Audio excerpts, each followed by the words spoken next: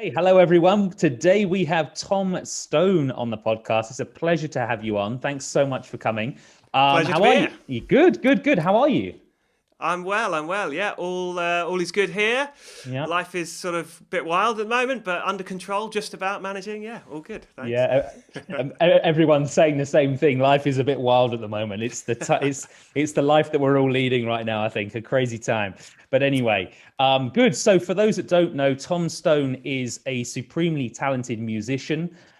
He plays multiple instruments. He's I've seen him on the saxophone, and he is incredible on that and on the piano. In fact, multi talented. You are an online game host, which is incredible. You've got a series of events going on all around in various different places, which we're going to talk more about later. Yeah. And prior to that, you were also running a series of bands, and it was like a music business with bands going all around the world, various countries, and that must have been, well, amazing, but also I imagine quite challenging to make happen, which I'm sure Yes. everyone's going to want to find out more about later. But Mm.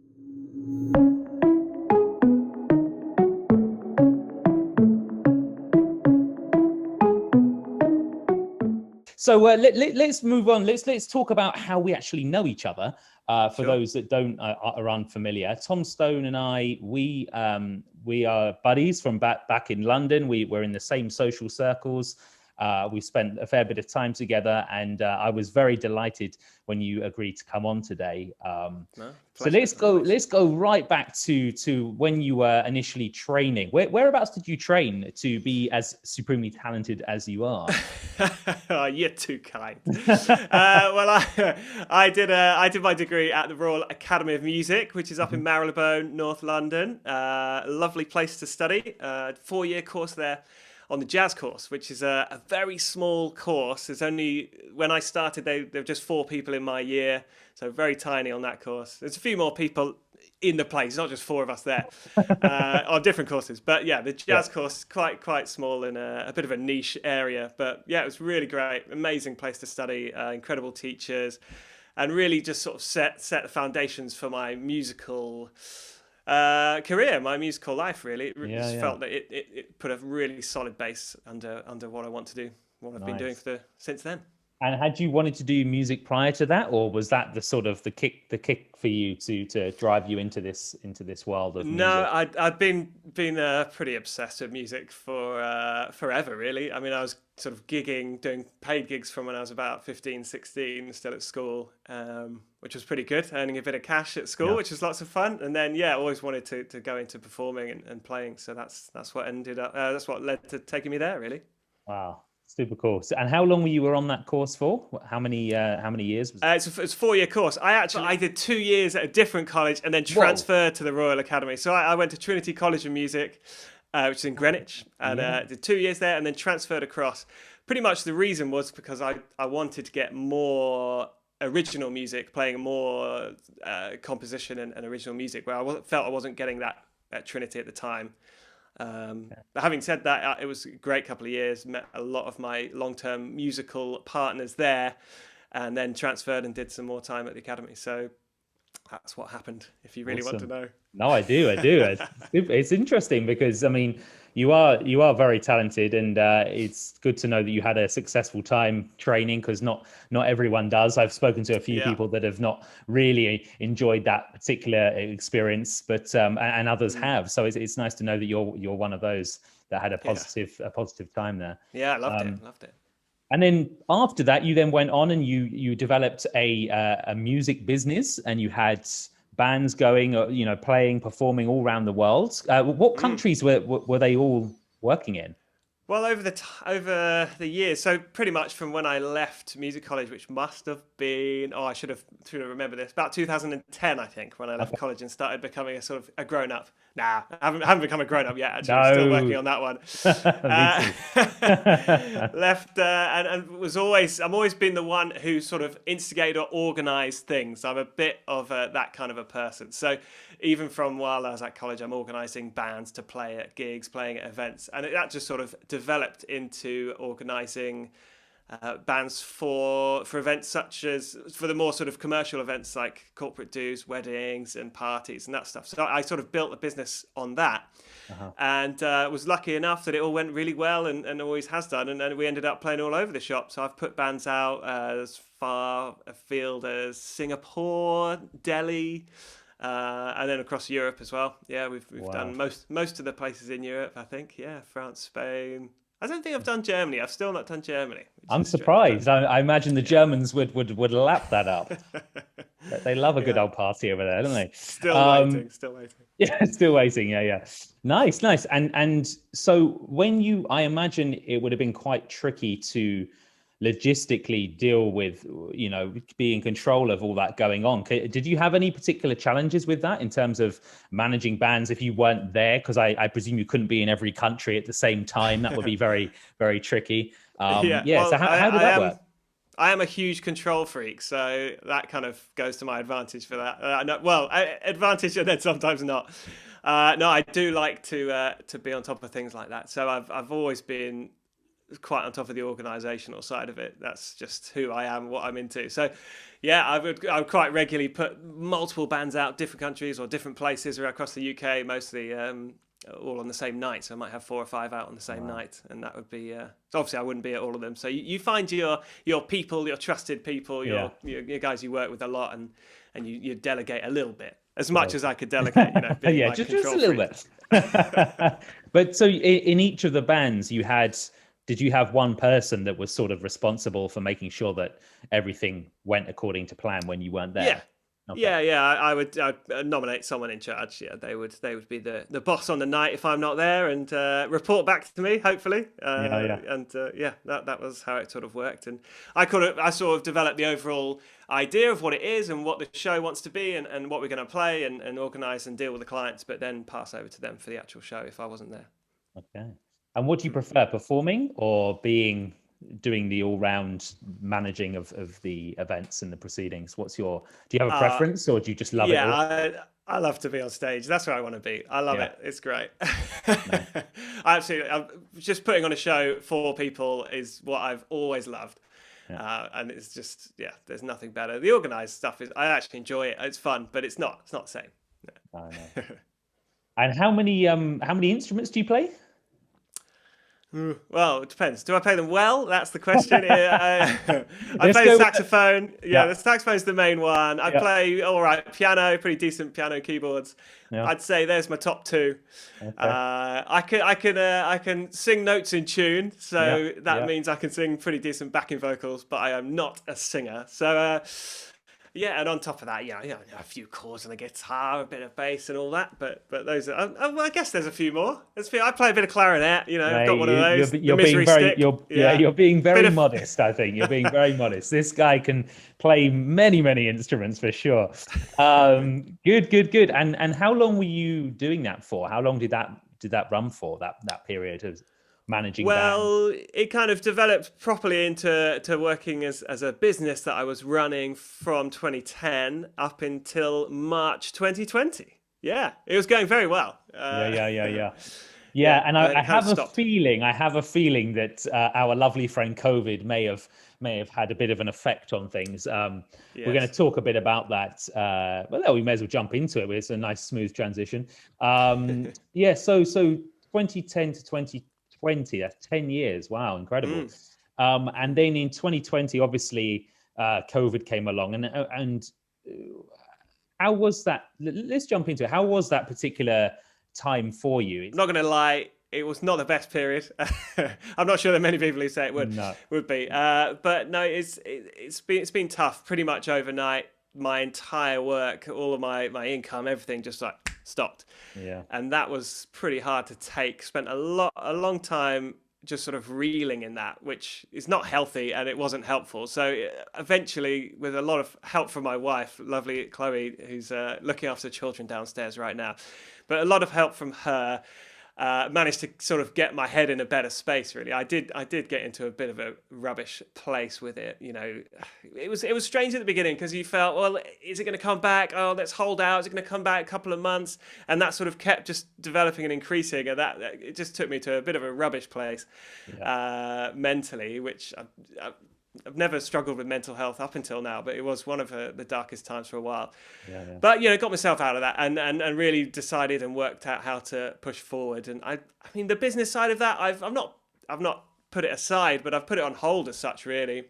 And you know, I don't feel like things are coming back straight as they were anytime particularly soon. So I made a conscious decision to make a bit of a change, make a bit of a pivot of direction, and that's where I am now, having developed a new sort of path a little bit. It's still basing on what I have been doing, but now I'm doing a lot of online events, in particular, moving slightly away from music specifically and into kind of entertainment in games and just fun things that work online, really. So that's where I've moved to and developed over the last 3 or 4 months.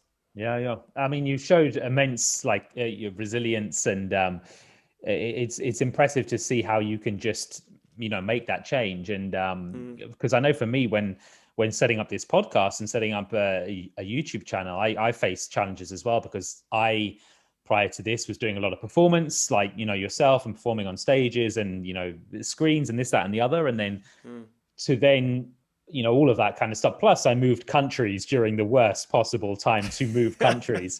And everyone was like, why did you pick now? But it wasn't like we deliberately said, oh, COVID's here, let's move countries. It was just awful timing. But, I had to work very hard to learn a lot of new skills. I'm not, as I've mentioned to some people, I'm not naturally tech savvy. I think you might be more tech savvy than I am. But for me, it was quite a challenge. How was that for you, just making that shift and learning? Did you have to learn some new skills, or? Certainly did, yeah. I mean, you mentioned tech savvy. I've always been a little bit of a geek with that kind of stuff. I'm into that. I've also, when I've been doing the live music stuff, been into sound engineering, setting up all the PA gear, the lighting and stuff. You can see a single light in the background over there. I'm enjoying it. I'm enjoying it. And there's nice so I've always been behind you as well. Yeah, Aretha Franklin, actually. Oh, bit of inspiration there. There we go. No, I've always been into that side of things. So I did enjoy the sort of process of getting set up for online stuff. I quite enjoyed that, all the tech side of it. I'm lucky that I have a lot of equipment here already. You can't see out of shot just over there, but I've got a great big mixing desk and all these cables and stuff going on. So there's a lot going. Oh, I've unplugged my headphones. Hang on. No worries. There we go.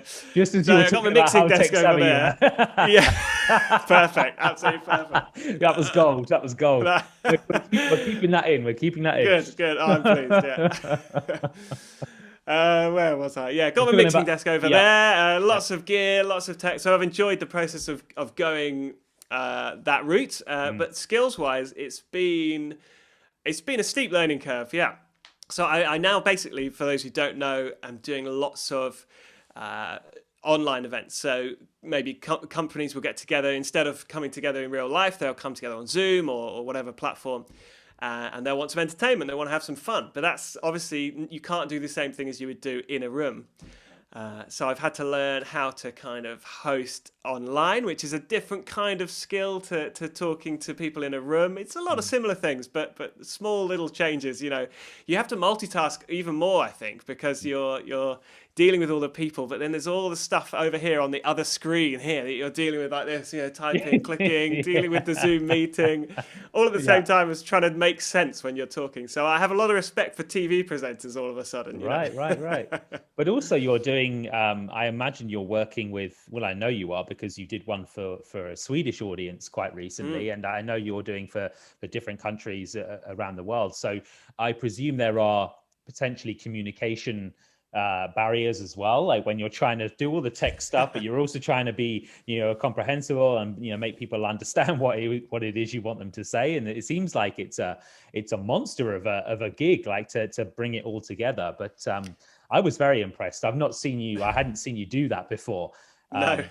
And it was really enjoyable, and you got some super good feedback off the back of it as well. So it was, yeah. Yeah, no, it's gone really well, and it's sort of kicked off in late November, early December, with Christmas parties and things like that coming up. So I managed to sort of get it all together in time for that, put myself out there, and ended up being so busy in December, having been pretty much had no work from March until December. Well, we had 4 gigs from March after March in 2020. We managed 4. Normally we do about 250 plus in a year, and it was down at 4. So, it was a real change. And then suddenly December comes along, and I ended up doing sort of seven events a day throughout most of December. I kicked to like 40 plus events in 1 month, which wouldn't be able to do in real life. So actually, in real life, so actually, this is real life. Yeah. Oh, hang on a minute. I thought it was a game show. Yeah, actually, it's a totally different thing, but in some ways, it's got so many benefits, and it means you can entertain and bring together a lot more people than you would have been able to do in the same room as those people. Whereas doing 7 events to multiple countries in one day is fantastic. There's so much good things about it. It's kind of a little bit of a blessing in disguise in there somewhere. I'm sure of it. It's really cool. And so this is. Do you think when things move back to some sort of normal, which is going to happen, for all those out there that believe that maybe it won't, it is going to happen. There is light at the end of the tunnel. Will you continue down this path, do you think? Or will you jump back to what you were doing before? Or will you combine the two? That's a good question, actually. It's a question that I ask myself quite a lot, actually. Yeah. I don't know the definite answer. I'm kind of just going to see what happens, but I'm pretty confident online events are staying. I don't think that even once everything's all back to normal, I think the convenience and the so many benefits that it does have they are still there. The fact you bring people from across the world together, you can deal with so many different groups within such a small amount of time. Also, the fact you don't have to leave your house, to do that, which is amazing. Yeah.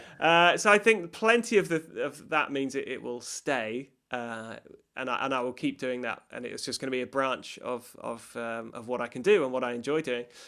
But I think if live events are out there, if there's stages to be boards to be trodden as such, and audiences to be entertained, I will want to jump up on the stage and be there. So I think it's going to be an element of both. I imagine that the buzz is slightly different at the end of a show, like when you've done an online show compared to when you're surrounded by people jumping around and screaming and "Woo, Tom, we love you."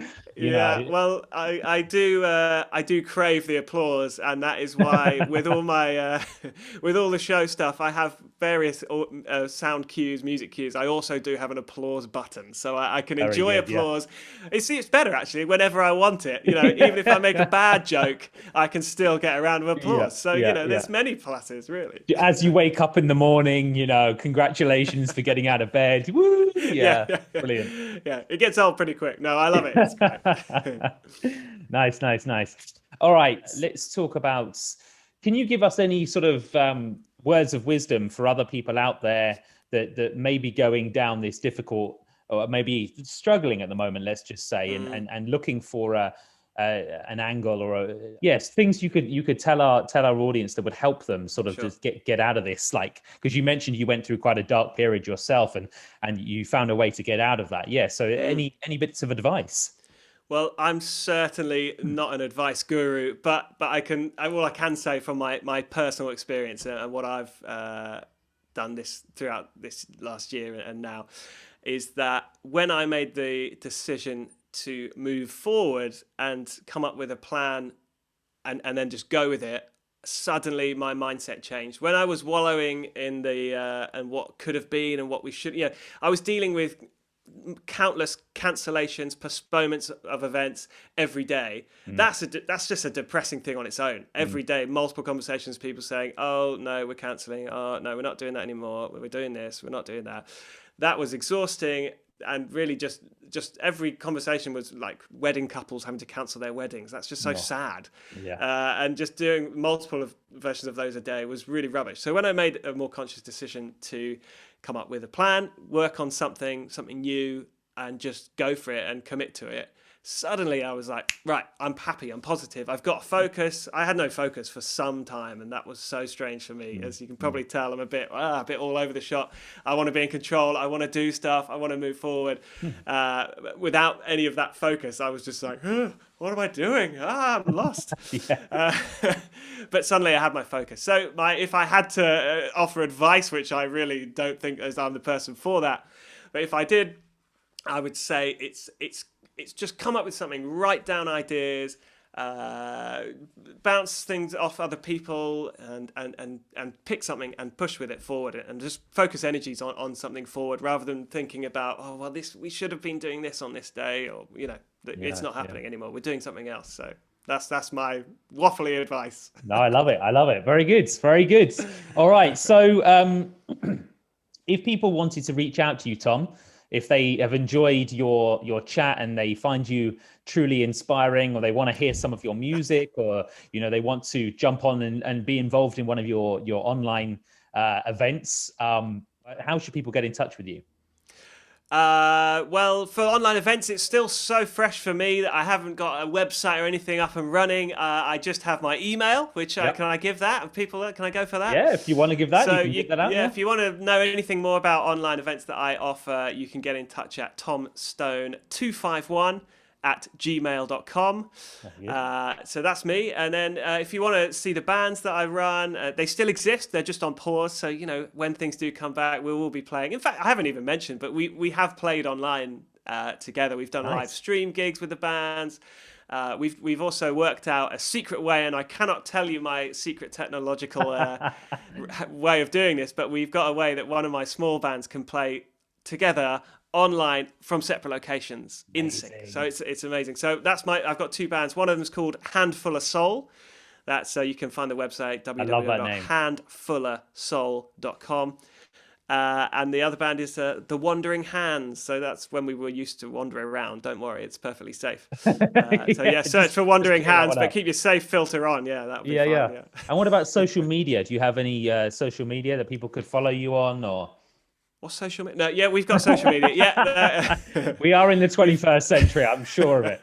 We're on the usual Twitter, Instagram, Facebook. You can find us there. Search for Handful of Soul, or you search for Wandering Hands. Okay, cool. And you'll find us, I'm sure, hopefully, if you look hard enough. Very good. And at the end of the episode, we are going to play extracts of Tom in action on his online hosting of events, and he is truly brilliant, super talented, and definitely worth taking a look at for sure. Right, Tom, before we let you go, because I know you're a busy man, you've got young kids at home, I believe, somewhere in the house, so hopefully you can't hear them screaming. Oh, I don't. No, not yet. Anyway, it'll be like that YouTube video where they come rushing in, and so good, Chloe will be there pulling them out, and good. All right, so we're gonna play a little game. Would you rather? Oh yes. Yes, you love a bit of would you rather. Yes. Five questions. Don't give it too much thought. The first thing that pops into your head. Are you ready to go? I don't know where that. I am ready. Yes. Let's do this. Good. All right. Would you prefer snow or sunshine?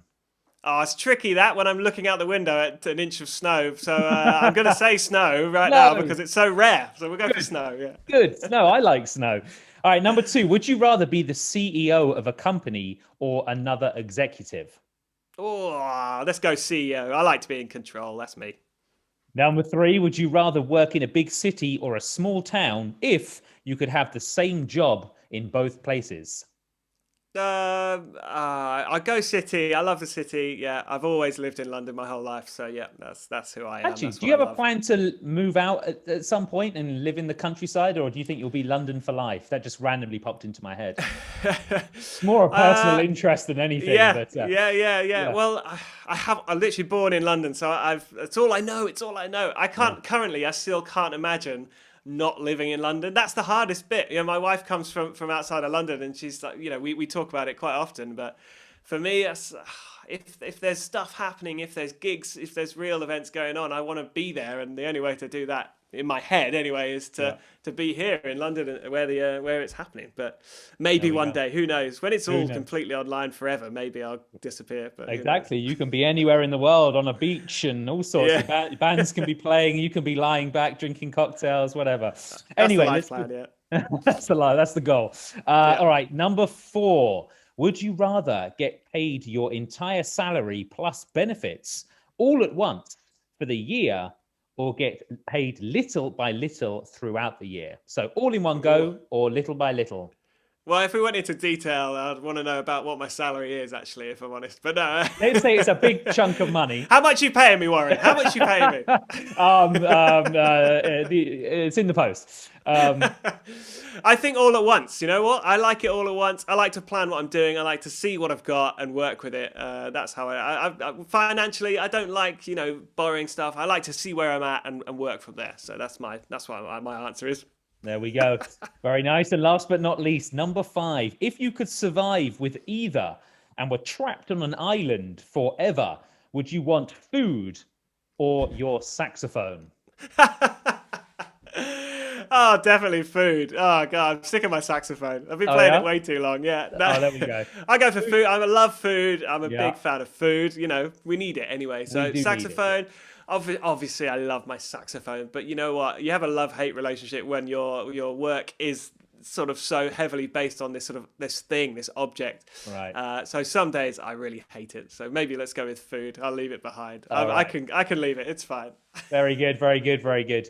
And you sort of answered this earlier on, but any lasting final thoughts for our wonderful audience out there? It can be uplifting, about life, about work, about approaches to negative, positive change, that sort of thing. Yeah. I forgot that one was coming. Approaches, happiness. What's the question? Say it again. I've lost it. I've gone. I'm off. We were doing so well. I know, yeah. So well. Something uplifting and inspiring for our audience. Something that they could take with them into their next day, their week, their month. Yeah, all right, I'll go for that. So, yeah, something uplifting and inspiring. For me, it is, and I've only rediscovered it recently, actually, get some music on. Stick it on. Turn up the volume. I like that. When you are a musician, and back, a year and a half, 2 years ago, I would hardly ever listen to music because every day I'm playing music, I'm doing stuff with other people, we're playing, and you sort of get, it's work. It's like a busman's holiday, that's what they say, isn't it? But as soon as I wasn't gigging and I wasn't playing so much, I realised I was missing it. And when I put music on now, I stick it on, I turn it up, dance around the kitchen, love it. That's my advice. I love it. I love it. We haven't had that yet. That's a good one. Play lots of music. And I actually agree with that. I feel considerably happier when I have music on, particularly if I'm doing the dishes, cleaning the kitchen. It really helps me get through those sort of mundane tasks. Only after you've listened to the podcast, though. Podcast first, then the music. Podcast first, then music. Yeah, there we go. Yeah. So Warren telling tales for life, everyone. There you go. You heard it here first. You got your plug, yeah. Good stuff. Thanks, Tom. Good. Thanks for coming on, mate. And have a good day. And I will speak to you soon. Absolute pleasure. Thank you for having me, Warren. See you soon. Ladies and gentlemen, welcome to the B-flat quiz of the year, the music quiz with a difference. Hello. Welcome. Thank you. Welcome. That's enough of that. Thank you very much. Right. What can you expect from the B-flat quiz of the year? Well, you can expect live music performances.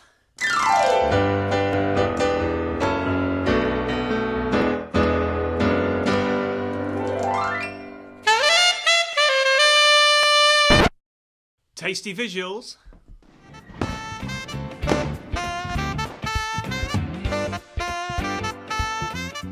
And plenty of unique quiz rounds. Right, here we go. Question 1. Remember, I want the name of the song and the artist. Anthony, name something that has a tag on it. I'm thinking sofa. Sofa? Sofa tag. The classic place to have a tag, the sofa. Is it up there? Our survey says it's not up there. Unlucky. Can you name something that you might spray on yourself? Fake tan. Fake tan. Fake tan. Do you use a lot of fake tan yourself, Dave? Yeah, all the time. Good. Well, you're looking very healthy over there. Let's see if it's up there. Our Thank survey you. says it's the top answer.